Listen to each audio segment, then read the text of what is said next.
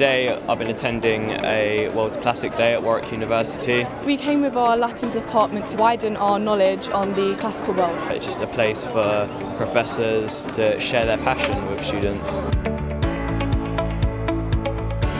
We started off this morning kind of with the younger age group, and we were talking about storytelling. And what was fascinating there was seeing the overlap between ancient storytelling and how those same narrative arcs are still used today in major Hollywood productions, right? The way we tell a story hasn't really changed that much in 2,000 years.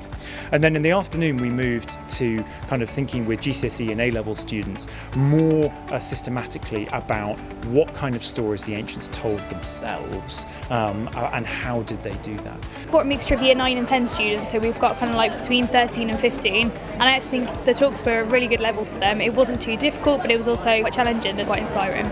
They've all been really engaging, and they've covered a really broad aspect of classical civilization as a subject, which I think is really good. The most interesting thing is that whatever they heard in class, they heard it now as well from the actual speakers that they have written those books that they have studied. I think it's always good to show students that this is what university life is like, and that these subjects are studied in real great detail, and that actually the enjoyment of learning goes like far beyond school years. I've always considered doing classics in the future. This just makes me want to do it even more because it's so interesting, and it gives you an idea of what it would be like studying it at university, like with the lectures and the different style of teaching. So from attending events like this, what I hope students take home is that you are part of a much, much bigger family of people who love thinking about and engaging with the ancient world. The second take home is simply this: the ancient world is not dead and buried. It is very much alive. We see it in every part of our lives as we look around us today.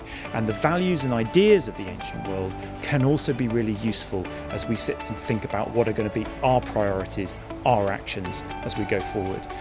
And for a young generation who are going to be ever more global, ever more concerned with the great problems that concern not just individual countries or nations, but humanity and the world at large, we need as much of the ancient world as possible to help inform them as they take on the challenges of tomorrow.